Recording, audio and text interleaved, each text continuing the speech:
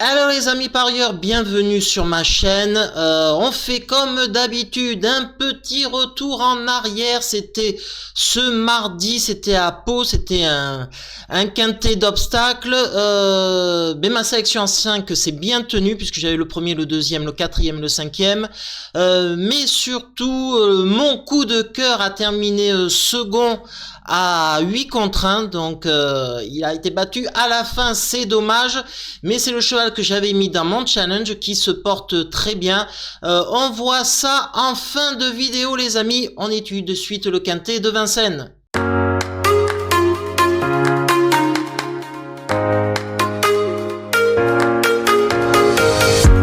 C'est le prix de Volvega, un hippodrome, une ville en Pays-Bas, mais là c'est Vincennes avec un parcours classique, c'est 2700 mètres de la grande piste qu'il va falloir trouver les bons chevaux des vieux tontons de 7 à 10 ans, et je pense déjà qu'on peut en éliminer deux les amis dans cette course.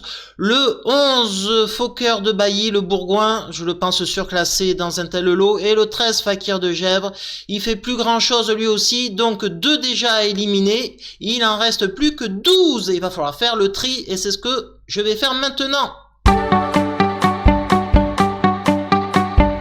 Allez, on passe par la rubrique du stat, des infos, la course de référence à prendre en compte, où il y avait le plus de chevaux qui s'affrontaient, c'était le 22 novembre 2024, c'était à Vincennes, c'était sur ce même parcours, 5 chevaux sur les 14 s'affrontaient avec Instant Fort, Aikido, Inside Spoken, Inherit et Ideal Green les amis.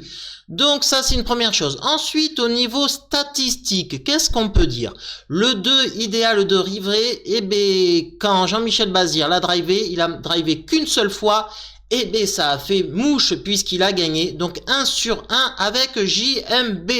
Ensuite le 8 les amis, Heureuse de Fleur, quand il est déféré des 4 pieds, c'est du 17 sur 19 dans les 5 premiers. Ça aurait dû être même du 18 sur 19 puisque la dernière fois il a été disqualifié alors qu'il avait gagné. Donc c'est un cheval excessivement régulier. Et puis à noter le 14 Impérial du Rabutin les amis. Lui c'est du 17 sur 20 dans les 5 premiers quand il est déféré des 4. On a des chevaux quand même solides quand ils sont déférés. Mon piment dans cette course, un cheval je pense qu'il sera à une belle cote à plus de 10 contre 1, ça sera le 9 In Envry. Pourquoi je le mets?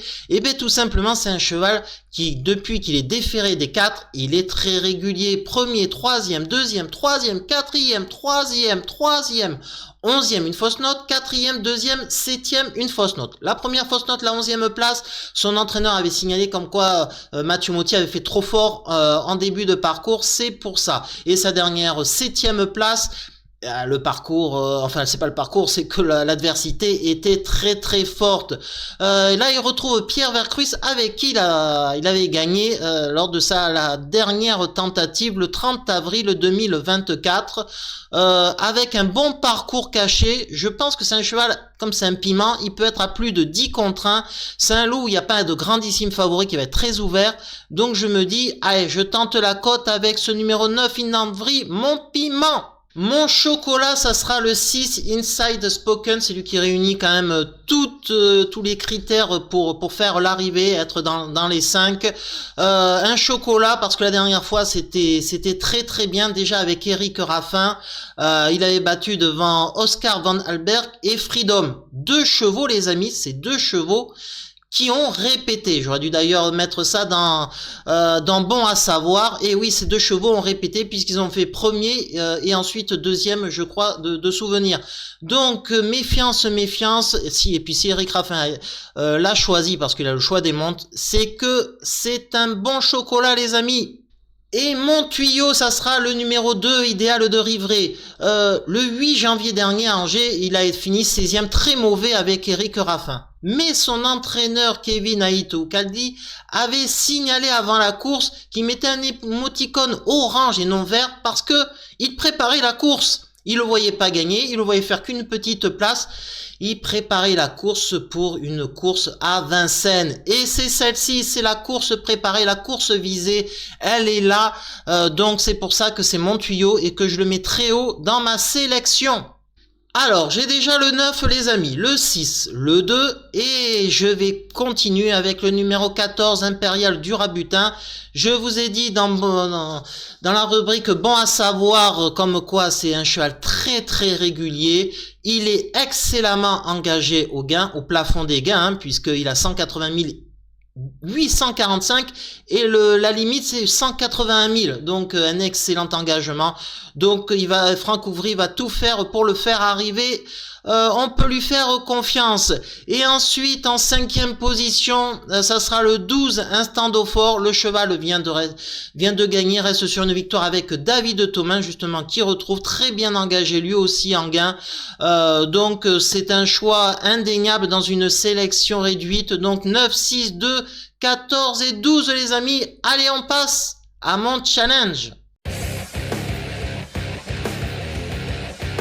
Mon challenge donc qui démarre très fort puisque sur les 2 premières courses, premier et deuxième donc, et le favori de la course, lui, est toujours non placé durant les 2 premières courses. Ça va pas durer, bien évidemment, mais ça commence fort et on va essayer de continuer. Alors, le favori de ce quintet de 23 juillet, il y en a plusieurs possibles. Il y a le 2, Idéal de Rivray, il y a Inside Spoken, le numéro 6, pourquoi pas le 12, Instant d'Eau-Fort aussi, ou le 14, Impérial du Rabutin.